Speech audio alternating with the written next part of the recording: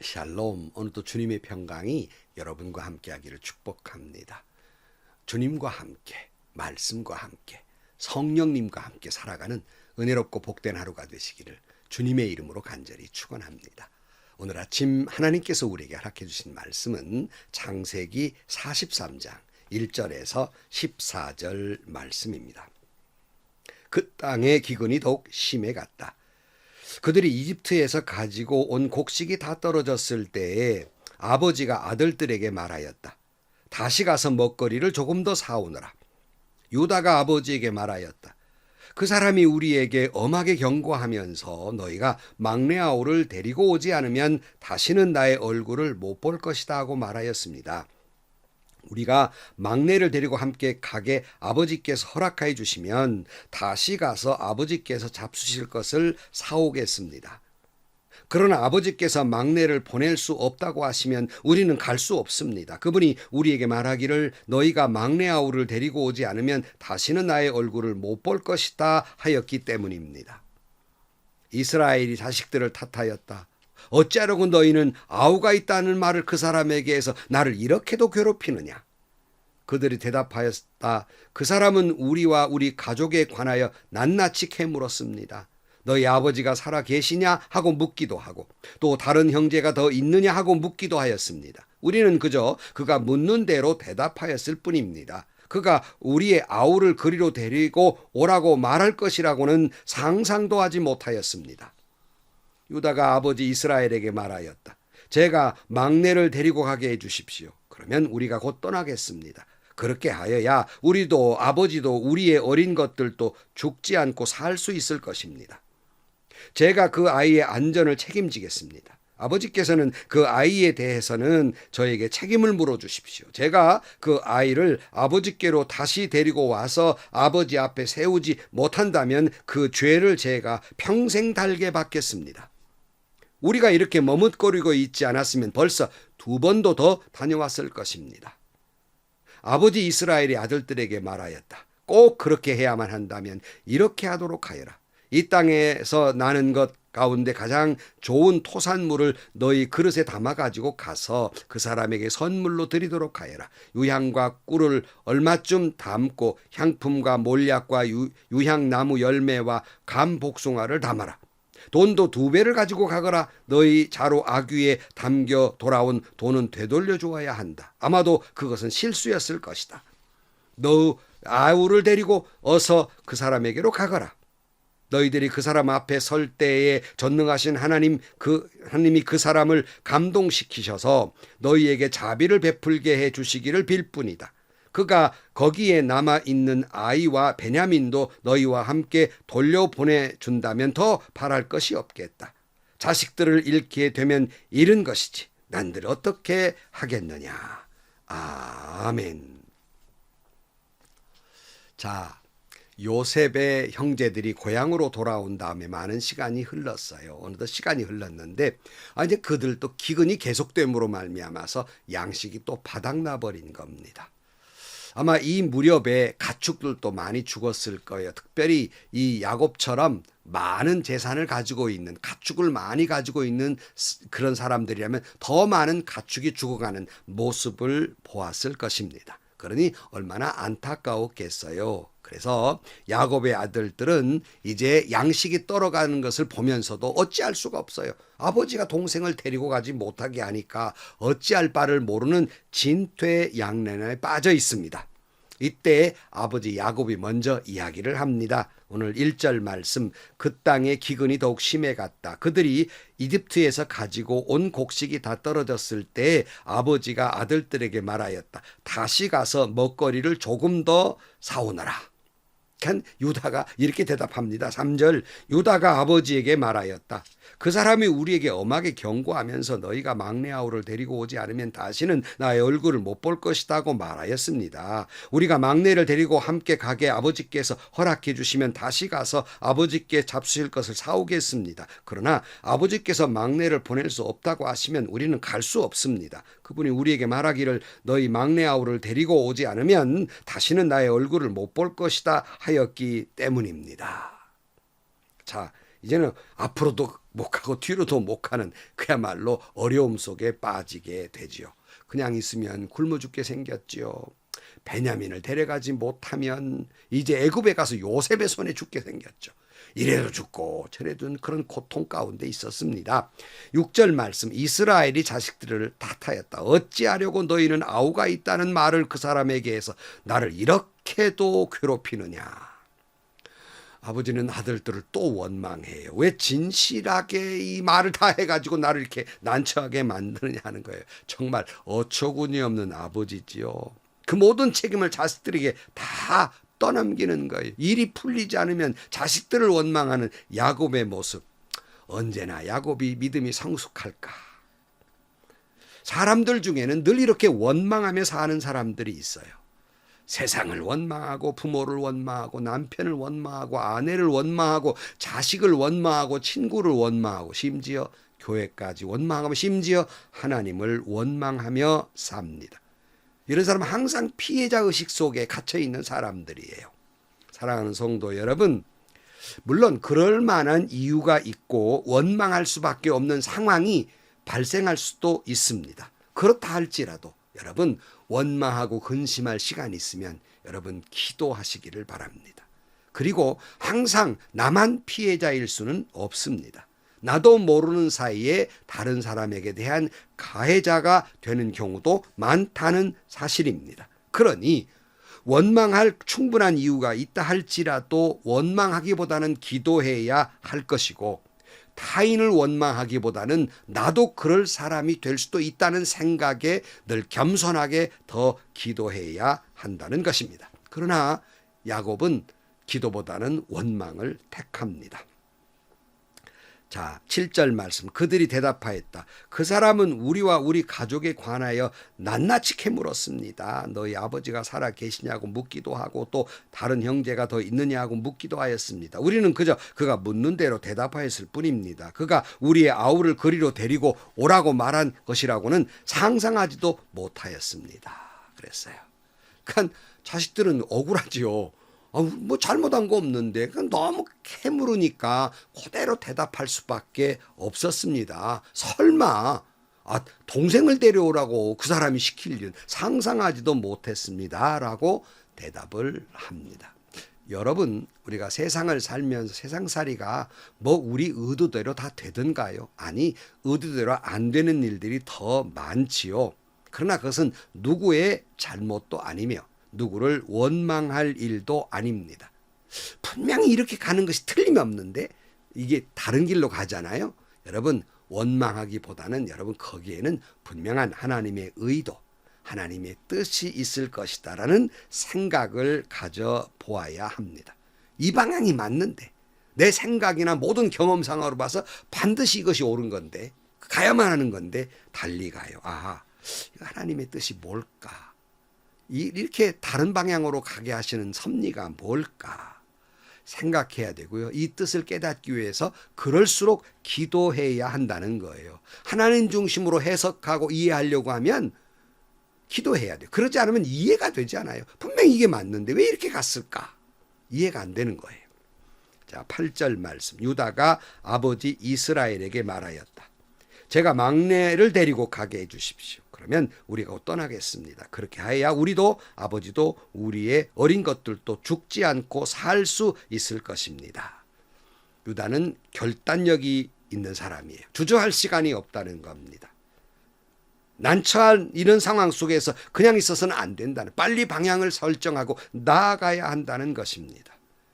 유다는 끊임없이 아버지를 설득해 가요. 9절 말씀. 제가 그 아이의 안전을 책임지겠습니다. 아버지께서는 그 아이에 대해서 저에게 책임을 물어주십시오. 제가 그 아이를 아버지께로 다시 데리고 와서 아버지 앞에 세우지 못하면 그 죄를 제가 평생 달게 받겠습니다. 우리가 이렇게 머뭇거리고 있지 않았으면 벌써 2번도 더 다녀왔을 것입니다. 유다는 이 설득의 과정에서 자기 십자가를 집니다. 내가 책임지겠다는 거예요. 내가 책임지겠다. 막내 아들을 살려 데려오지 못하면 죄값 제가 다 받겠습니다. 바로 이게 십자가지요. 인간들의 죄값을 다 주님이 다 짊어지신 것이죠. 여러분, 유다가 이런 말을 했어요. 이 말을 제가 강조하는 이유는 바로 그 유다의 자손에서 예수 그리스도가 탄생해요. 십자가를 지신 예수 그리스도가 탄생하시게 됩니다. 제가 종종 하는 재미있는 말이 있어요. 어느 스님들이 회의를 하고 있었어요. 누가 이 일을 할 것인가? 서로 이 어려운 일을 감당하지 못하려고 다 손사래를 치는 거예요. 아무리 회의를 길게 해도 판결이 나질 않는 거예요.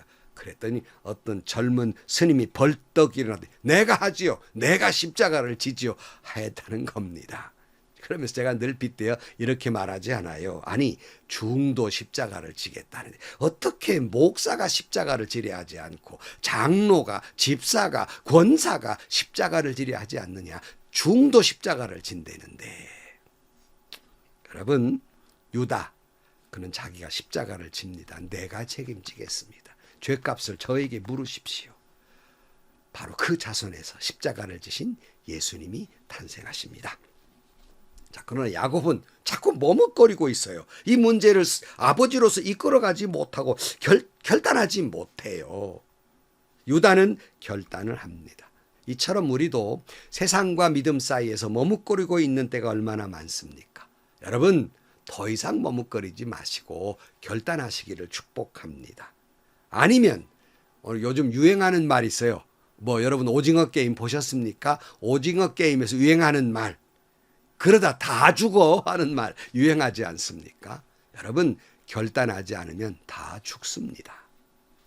11절 말씀, 아버지 이스라엘이 아들들에게 말하였다. 꼭 그렇게 해야만 한다면 이렇게 하도록 하여라. 이 땅에 나는 것 가운데 가장 좋은 토산물을 너희 그릇에 담아가지고 가서 그 사람에게 선물을 드리도록 하여라. 유향과 꿀을 얼마쯤 담고 향품과 몰약과 유향나무 열매와 감 복숭아를 담아라. 돈도 2배를 가지고 가거라. 너희 차로 아귀에 담겨 돌아온 돈은 돌려주어야 한다. 아마도 그것은 실수였을 것이다. 너희 아우를 데리고 어서 그 사람에게로 가거라. 그랬어요. 야곱 끝내 자신의 물질, 자신의 아들을 내놓습니다. 야곱의 입장에서 물질은 뭡니까? 참 복받겠다고 한 그런 생명과도 같은 일이고요. 야곱의 입장에서 막내 아들, 생명을 주고도 바꿔 수 없는 그런 귀한 아들이에요. 딱 내려놓습니다. 인생의 최고의 결단을 합니다. 피눈물 나는 일이죠. 가슴 아픈 일이죠. 그러나 자신을 죽이는 그런 결정을 하게 됩니다. 어쩔 수 없이 떠밀려서 결정을 했지만 결국 모든 걸 내려놓습니다. 구원론의 입장에서 보면 모든 걸 내려놓음, 더 내려놓음도 있습니다만은 바로 그것이 우리의 구원입니다. 여러분 가운데 아직도 구원의 확신이 없고 그래서 간신히 예수 믿는 분들이 있습니까? 왜 그렇습니까? 이유는 이것입니다. 내려놓지 못하기 때문이에요. 자기를 내려놓지 못하기 때문이에요. 자기 포기가 없기 때문입니다. 옛사람을 버리지 못하기 때문이에요.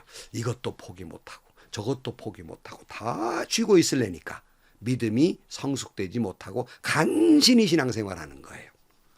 마태복음 16장 24절, 그때 예수께서는 제자들에게 말씀하셨다. 누구든지 나를 따라오려거든 자기를 부인하고 제 십자가를 지고 나를 따라오너라. 여러분, 신앙이란 자기 포기입니다. 자기를 내려놓는 거예요. 무엇을 얻는다고 하는 건 반드시 무엇을 잃는다는 전제가 있는 거예요. 그러니까 여러분, 우리가 결혼할 때 한 여자를 선택해서 결혼한다는 것은 이 지구상에 그 여자 빼고 다른 모든 여자는 포기한다는 말 아닙니까? 그렇게 하자고 어떻게 결혼을 합니까? 여러분, 둘 다 가질 수는 없는 노릇입니다. 여러분, 그래서 원숭이를 잡을 때 그 입구가 작은 데다가 속에다가 맛있는 걸 넣으면 원숭이들이 그 손을 집어넣어서 바나나 같은 걸 꽉 짚잖아요.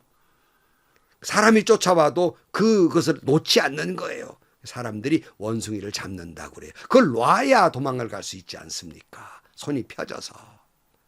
여러분, 그걸 쥐고는 구원받을 수 없습니다. 그런데 자꾸 세속적인 생각을 가지니까 믿음으로도 살아야 되겠지, 세상 방식대로 살아야 되겠지. 세상 방식대로 나쁘게 사는 것도 괴롭고 우리 신앙인들이 말이에요. 그렇다고 믿음으로 살자니 그것도 힘들고, 이것도 안 되고 저것도 안 되고 결국 다 뺏기는 거예요. 그러다 다 죽습니다. 여러분, 이래도 뺏기고 저래도 뺏길 테면 하나라도 놔버려야 되지 않겠습니까? 자기 포기, 이것이 구원에 이르게 됩니다. 사랑하는 성도 여러분, 머뭇거리지 마세요. 머뭇거린다고 무엇이 이루어지는 거 아닙니다. 머뭇거릴수록 이루어지지 못합니다. 빨리 포기해야 이루어지는 것이에요. 구원이 이루어지고 하나님의 축복이 임하며 기쁨이 임하고 평화가 오며 하나님의 축복이 임하게 될 것입니다. 자, 억지로라도 물질과 자식이 포기한 야곱, 이제 그에게 구원이 이릅니다. 믿음의 성숙이 오게 되죠. 다 포기하고 나니까 그제야 야곱은 하나님이 보이는 거예요. 하나님이 생각난 거예요. 자, 여러분, 야곱은 물질도 포기하고 자식도 포기했더니 하나님께 매달리게 되는 거예요. 오늘 14절, 너희들이 그 사람 앞에 설 때 전능하신 하나님이 그 사람을 감동시키셔서 너희에게 자비를 베풀게 해주시기를 빌 뿐이다. 그가 거기에 남아있는 아이와 베냐민도 너희와 함께 돌려보내준다면 더 바랄 것이 없겠다. 자식들을 잃게 되면 잃는 것이지 난들 어떻게 하겠느냐. 여러분, 이제서야 철들어가지고 야곱이 하나님의 자비를 구하고 있습니다. 그리고 자식을 잃으면 잃는 것이라고 하는 말은 일종의 포기지만 하나님께 다 맡겨버리는 거예요. 사나 죽으나 하나님이 하실 것이다 하는 것이죠. 오늘 이것이 오늘 본문에서 우리에게 주시고자 하는 말씀의 포인트예요. 신앙은 내려놓는 거예요. 아니, 더 내려놓는 겁니다. 내 모든 것을 포기할 때 구원이 이르고 포기할 때 하나님이 보입니다. 하나님이 보이니 기도가 열리지요. 하나님이 보이니 믿음이 생깁니다. 하나님이 보이니 믿음의 성숙이 가져와요. 하나님을 바라보게 되니 축복이 임하고 평화가 임하고 모든 문제가 해결되게 된다는 말씀입니다. 다시 말씀드립니다. 움켜쥐고는 구원이 없어요. 은혜도 없어요. 축복도 없어요. 신앙은 자기 포기 선언입니다. 나는 죽고 예수로 사는 사람이에요. 그래서 바울이 이런 말 했잖아요. 갈라디아 2장 20절 말씀. 나는 그리스도와 함께 십자가에 못 박혔습니다. 이제 살고 있는 것은 내가 아닙니다. 그리스도께서 내 안에 살고 계십니다. 내가 지금 육신 안에서 살고 있는 삶은 나를 사랑하셔서 나를 위하여 자기 몸을 내어주신 하나님의 아들을 믿는 믿음 안에서 사는 것입니다. 사랑하는 성도 여러분, 예수님 십자가에 당신을 내던진 것처럼 신앙은 자기 포기 선언입니다. 사랑하는 성도 여러분, 크리스찬, 그 예수를 등에 업고 사는 사람, 크리스찬, 나는 죽고 예수로 사는 사람, 여러분 그런 삶을 살게 되기를 주의 이름으로 축원합니다. 기도하시겠습니다. 하나님, 우리가 주님을 영접하고 믿음 안에 산다고 하면서 믿음 안에 살자니 힘들고 세상 방식대로 살자니 마음이 괴롭고 죄책감에 빠지면서 이러지도 못하고 저러지도 못한 어리석은 얼빠진 삶을 살고 있습니다. 신앙은 자기 포기 선언이라고 말씀하셨으니 내 모든 걸 내려놓게 하여 주옵소서. 그럴 때 비로소 주님을 바라보게 하시고 그럴 때 비로소 구원이 임하고 은혜가 임하고 축복이 임할 줄로 믿습니다. 나는 죽고 예수로 사는 사람이 되게 하여 주옵소서. 예수님의 이름으로 기도하옵나이다. 아멘. 많은 크리스찬들이 참 죄책감 속에 있죠. 왜냐하면 세상의 방식을 못 버리니까 자꾸 세상의 방식대로 살려고 하는 거고요. 교회 하면 또 죄책감에 빠지고요. 믿음 안에 살자니 세상 속에 너무 힘들고요. 이러지도 못하고 저러지도 못하고. 다시 말씀드립니다. 오징어 게임에 나온 말, 그러다 다 죽어. 다 죽습니다. 그러므로 여러분, 세상을 포기하고 믿음을 선택하고 예수님 십자가 선택함으로 말미암아 영원한 생명을 얻고 하나님의 은혜와 축복을 누리며 살아가는 여러분들이 되시기를 주의 이름으로 축원합니다. 행복하시고요. 좋은 일이 가득한 하루가 되시기를 주님의 이름으로 간절히 축원합니다.